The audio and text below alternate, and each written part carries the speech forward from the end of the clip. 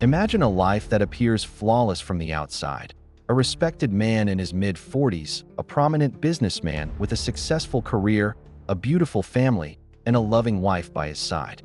He's the picture of success, admired by his peers and loved by his friends.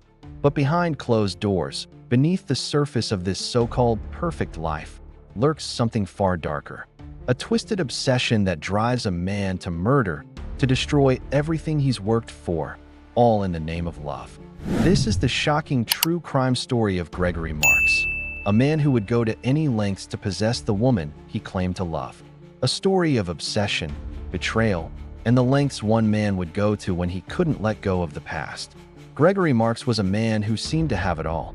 At 45, he had everything a man could dream of: a successful career as a financial consultant, a lavish home in the suburbs, and a beautiful ex-wife, Karen, with whom he shared 2 children. They had been the perfect couple, or at least that's how it appeared on the surface. To the outside world, Gregory was a man of integrity, someone who prided himself on being a respected member of his community. He was well-dressed, well-spoken, and always the first to volunteer for charity events. His ex-wife, Karen, was equally admired. She was a dedicated mother, a loving partner, and a successful businesswoman in her own right. Together, they made a picture-perfect family, the kind everyone looked up to. But behind the smiles, behind the carefully curated social media posts, things were far different. Karen had been married to Gregory for nearly 15 years, and during that time, she had come to realize that Gregory's love for her wasn't as healthy as it seemed. It wasn't a relationship built on mutual respect. It was a relationship built on control. Gregory's obsessive love for Karen started subtly, with small acts of control that she didn't notice at first. He was always there for her, always wanting to make sure she was happy.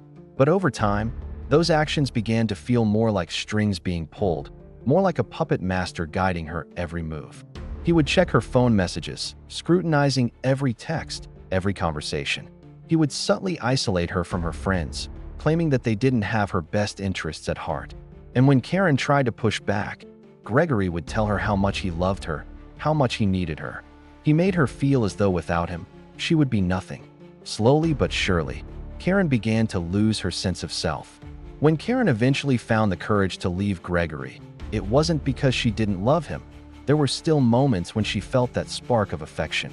But she knew deep down that she couldn't keep living like this. She couldn't keep being controlled, being suffocated by a man who saw her as nothing more than an extension of his own desires. The divorce was messy, and although they shared joint custody of their children, Karen knew it was the only way to regain her independence. But Gregory didn't see it that way. In his eyes, Karen was his. Their family, their life, it all belonged to him. And he was determined to make sure she knew that. After the divorce, Gregory's obsession with Karen only deepened. He couldn't bear the thought of losing her, not truly. He watched her every move, from a distance at first. He would drive by her house at night, sometimes sitting in his car, just watching the lights in her windows flicker. He would call her at odd hours, sending text messages demanding to know where she was, who she was with. But Karen was resolute in her decision to move on. She was dating again. Though she was careful to keep things private, she didn't want to bring any more pain into her children's lives. But Gregory couldn't let go. He couldn't accept that Karen had moved on. He didn't want her to be with anyone else. She was his, and in his twisted mind, the only way to reclaim her was to eliminate anyone who stood in the way. It was a typical Wednesday when Gregory finally made his decision. The weather had been clear, the kind of day that seemed perfect, calm, even peaceful. But for Gregory, it was a day of reckoning. He had spent weeks, months, carefully planning the murder of his ex-wife. He had convinced himself that it was the only way to fix everything, to restore the life he believed was rightfully his. On that fateful afternoon, Karen had invited Gregory over to discuss a minor issue regarding their children, something they had done before, agreeing to be civil for the sake of their kids. But Gregory's intentions were far more sinister this time. He had no interest in discussing anything civil. His only goal was to make sure Karen never left him again. The plan was simple, executed with chilling precision. As they sat at her kitchen table, discussing their children, Gregory quietly reached into his jacket pocket. The small revolver had been hidden there for hours, waiting for this moment. Karen was focused on their conversation, unaware of the darkness that had been quietly growing inside him. In one swift motion, Gregory pulled the gun from his jacket and aimed it at Karen. The shot rang out, echoing through the walls of the house. Karen didn't scream, didn't even flinch. She was dead before she could react, the bullet having pierced her chest with deadly accuracy. The life drained from her body, leaving only a cold silence in the room. Gregory stood over her for a moment, the gun still in his hand, his heart pounding. He couldn't believe what he had just done, yet at the same time, he felt a sense of triumph. He had done it. He had eliminated the one thing standing between him and the life he believed he was owed. Now, Karen was gone. There would be no one to stop him from taking back control. In the hours that followed, Gregory's mind raced with the consequences of his actions. He wiped the gun clean, ensuring there were no fingerprints left behind. He cleaned up the scene as best as he could, making it look like a botched robbery gone wrong. When the police arrived hours later, they found Karen's lifeless body, just as Gregory had planned, alone, with no obvious signs of a struggle, no immediate evidence pointing to anyone but a random intruder. Gregory went on with his life as though nothing had happened. He acted distraught, played the part of the grieving ex-husband, and showed up to the police station when asked for questioning. His performance was convincing. He knew exactly what to say, how to act, to avoid suspicion. But inside, he was seething with a mixture of guilt and relief. But as the police began their investigation, the cracks in Gregory's story began to form. His alibi, though seemingly solid at first, began to unravel. The police noticed discrepancies in his timeline. His phone records didn't match up with where he said he was. Surveillance footage from nearby cameras showed him near Karen's house around the time of her death. The most damning piece of evidence, however, came from a neighbor who had heard a gunshot and saw Gregory's car parked near Karen's home the night of the murder. The pieces were falling into place, and the police were beginning to connect the dots. Gregory Marks had made a fatal mistake. His obsession with his ex-wife had blinded him, and now he would pay the price for his actions. As the investigation into Karen's murder intensifies, the truth about Gregory's obsession becomes clearer. Was it just a moment of rage that led him to kill, or was there something deeper driving his actions? What lengths will Gregory go to in order to escape the consequences of his crime? The police have only begun to scratch the surface of this chilling case, and with each new revelation, the stakes get higher. Will Gregory be caught and brought to justice for the murder of his ex-wife, or will his obsession with control push him even further into darkness? When we last left off, Gregory Marks had just committed the unthinkable. He murdered his ex-wife, Karen, in a cold and calculated act fueled by obsession. He believed that by eliminating her, he could reclaim control over the life he so desperately wanted back. But his carefully crafted plan began to unravel as the investigation intensified. Gregory's facade of the grieving ex-husband started to crack under the pressure of mounting evidence and suspicion. Now, as the police close in on him, Gregory is about to face the consequences of his actions. But will he be brought to justice, or will his dark obsession drive him to even greater lengths to escape the truth? The days following Karen's murder were filled with shock and confusion for the community. Friends, family, and neighbors couldn't understand how someone like Gregory, who had been such a prominent figure in their lives, could be involved in such a gruesome crime. To most, he was the picture of respectability, a man who had seemingly built an empire with hard work and dedication. But as the investigation into Karen's death continued, the police began to uncover details that painted a very different picture of Gregory. Detective Sarah Connors, a seasoned investigator, was the one who first noticed the inconsistencies in his alibi. She had been with the department for over 15 years and had seen her fair share of criminals trying to cover their tracks, but Gregory's behavior was different, too calculated, too rehearsed. It was Gregory's phone records that ultimately became the key to unlocking his secret. The police had already established that he was near Karen's house around the time of her death, but it was a series of late-night calls to Karen's phone that stood out. The calls had been made in the days leading up to the murder, calls in which Gregory had insisted on meeting Karen to discuss their children. It was in those conversations that Gregory's obsession began to show through. He kept referring to their relationship as if they were still married, as if nothing had changed. He even spoke of rekindling their love. But Karen had moved on. She had made it clear that she no longer had feelings for him.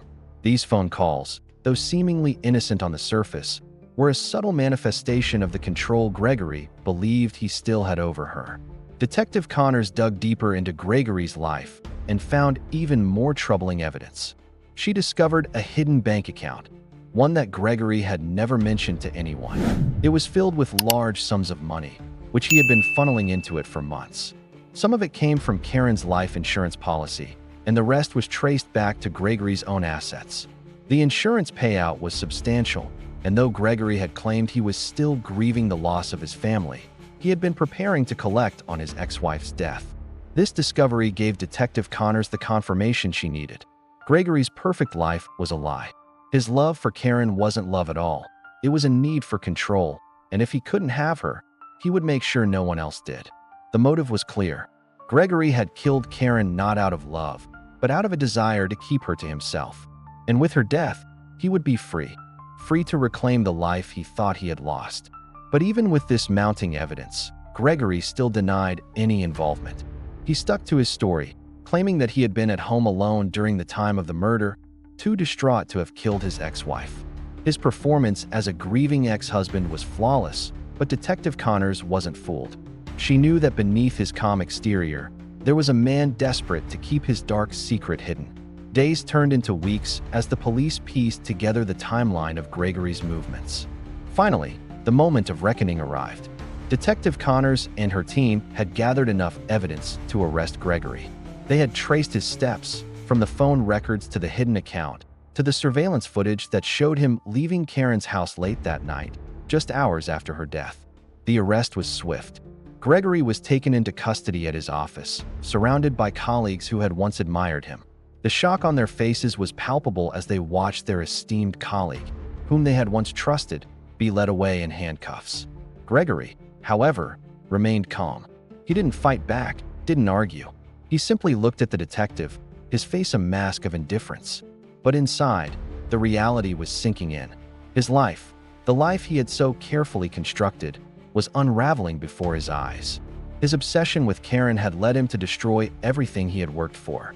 The trial was the talk of the town. Every seat in the courtroom was filled with spectators eager to see the man they had once respected brought to justice. The prosecution laid out their case, painting a chilling portrait of a man whose love for his ex-wife had turned into a dangerous obsession. They presented the evidence, the phone calls, the hidden bank account, the lies. It was clear that Gregory had meticulously planned the murder, ensuring there was no trace of evidence left behind, save for the damning phone records and the insurance policy. Gregory's defense team fought back fiercely, claiming that he had been framed, that he was being set up by someone who wanted to destroy his reputation. They argued that the phone calls were merely attempts to repair his relationship with Karen, that the insurance payout was simply a result of their divorce settlement. They painted Gregory as a man who had been devastated by his loss and who had no motive to kill. But the jury wasn't swayed. The weight of the evidence was too great, and when Detective Connors took the stand, her testimony sealed Gregory's fate. She spoke of his obsession, his need to control, and how Karen had tried to break free from him. She painted a picture of a man willing to destroy everything for the sake of a twisted, one-sided love. In the end, the jury deliberated for less than a day before returning with a guilty verdict. Gregory Marks was convicted of first-degree murder, and the judge sentenced him to life in prison without the possibility of parole. As Gregory was escorted out of the courtroom, a look of defeat on his face, the cameras flashed and the crowd murmured. He was no longer the respected businessman or the loving ex-husband. He was now just another criminal, his life ruined by his own actions. But the story didn't end there. A shocking twist came just days after the verdict was handed down. As the police continued to investigate the case, they uncovered another layer to Gregory's obsession, a secret diary hidden in his home, filled with dark thoughts and disturbing entries. In the pages of the diary, Gregory detailed his plans to kill Karen long before he actually did it. He spoke of how he couldn't stand the thought of her moving on, how he couldn't accept that she had chosen a different life without him. The diary entries painted a chilling portrait of a man who had planned every detail of his ex-wife's death, right down to the smallest, most sinister thought. The truth about Gregory's obsession was even darker than anyone had imagined. He hadn't simply snapped in a moment of jealousy. He had carefully plotted Karen's death, driven by an all-consuming need to possess her, even in death. The world had finally learned the truth about Gregory Marks. A man who had once been admired for his success and reputation was revealed to be a murderer, a man whose obsession with control and power led him down a dark and twisted path. But as we reflect on Gregory's actions, we are left with one lingering question. How far will a person go for love, or the illusion of love? Was Gregory a victim of his own twisted emotions, or was he simply a man consumed by his ego and his need to control everything around him? And could his obsession have been stopped before it escalated into murder? The discovery of Gregory's secret diary shook the investigation to its core. The police had already gathered enough evidence to convict him, but the diary was a window into the mind of a man who had been hiding in plain sight for years. Inside the pages, Gregory detailed his every emotion, his every fear, and, most disturbingly, his fixation on Karen. He spoke of their early years together, the moments when he first felt a connection with her, and the gradual descent into control. He wrote about how he believed Karen was the only woman who could truly understand him, the one person who could complete his life. But with each passing year, he became more and more paranoid, more consumed by the thought of losing her. He couldn't stand the idea of her finding happiness with someone else. To Gregory, Karen was his. No one else could have her, not even in death. In one entry, he even wrote, "I can't let her go. If I can't have her, no one else will. She'll always be mine, even if I have to destroy everything for it." It was clear now that Gregory didn't see Karen as a person, but as an object to possess. His obsession with her was not love. It was a twisted, suffocating need that drove him to murder. And as he sat in his prison cell, he was forced to confront the full weight of his actions. But was Gregory truly sorry for what he had done? Or had he simply been caught, his grand plans thwarted by the very obsession that had consumed him? In the days following the trial, Gregory's behavior remained cold and detached. During his sentencing, he had shown no remorse. His face remained stoic, his eyes hollow. He was not the broken man that everyone had expected. In fact, Gregory seemed oddly at peace with his fate. He had lost everything, his family, his career, his freedom, but to him, it had been worth it. Prison life, however, was not what Gregory had imagined. He had been a man of power, a respected businessman who had always been in control. But now, he was just another inmate, vulnerable, alone, and facing the brutal reality of his actions. The walls of the prison held no respect for the man who had once commanded a room. Gregory quickly realized that his obsession with Karen had cost him far more than just his family. It had cost him his very identity. His fellow inmates, however, had no sympathy for him. News of his crimes spread quickly through the prison. To them, Gregory was nothing more than a coward who had murdered the woman who had once stood by his side. The guards kept their distance, aware of his notoriety. In the prison, Gregory was just another man, a man who had been consumed by his own delusions. But the true victims of Gregory's actions were not just Karen and the people around him. His children, now growing up without their mother, were left to pick up the pieces of a broken life. They were left to grapple with the fact that their father, the man they had trusted, had murdered their mother in cold blood. For them, the trauma was deep and lasting. They were forced to live with the knowledge that their father had been so obsessed with their mother that he had killed her. The questions they asked themselves every day were impossible to answer. How could he do this? Why did he take her from us? Gregory had once promised them that he would always protect them, that they would always be his priority. But now, as they grew older, they realized that their father's need for control had come before everything else, before their well-being, before their happiness, and ultimately, before their future. His children struggled to come to terms with the reality of their situation. They didn't know how to cope with the overwhelming grief that came from losing both parents, their mother to murder and their father to imprisonment. They felt betrayed by the man who had raised them, the man who had once been their protector. And while they never doubted their love for their mother, they were left with a sense of confusion about how to feel about their father. Could they still love him? Or had he betrayed them beyond forgiveness? Gregory's life as a respected businessman, a man who was once admired for his charm and success, had now become a distant memory. The man who had once been the epitome of success was now a cautionary tale. His name became synonymous with betrayal and obsession. His social media accounts, once filled with photos of family vacations and accolades, were now abandoned, his perfect image shattered for good. The media had a field day with Gregory's story. Headlines across the country read, "Businessman turns killer in twisted love obsession." News outlets dissected every detail of his life, from his rise to success to the dark secrets that lay beneath the surface. The public couldn't get enough of the story, the fall of a man who had everything, and yet, who had let his own demons destroy him. For Gregory, the consequences of his actions were far more than just legal. His reputation was forever tarnished, and he would never be able to escape the memory of what he had done. In prison, he was haunted not only by the loss of his freedom, but by the reality that he had killed the woman he claimed to love, and in doing so, had lost everything that ever mattered. As Gregory sat in his cell, facing the endless days ahead, he was forced to reflect on his choices. In the quiet moments of solitude, he would often think back to the days when he had been with Karen, the good moments, the moments when he truly believed they had a future together. But those memories were quickly overshadowed by the harsh reality of his actions. Gregory Marks had been consumed by his own desires, and in the end, it was his obsession that led to his undoing. The man who had once controlled everything was now at the mercy of the prison system, a broken figure whose need for love had spiraled into something far darker than anyone could have imagined. But even as the days stretched on, Gregory knew deep down that he would never escape the consequences of his actions. The walls of his cell might have kept him confined, but the guilt, the shame, and the haunting memories would remain with him forever. As we look back on Gregory's story, we are left with questions about love, obsession, and the destructive power of unchecked emotions.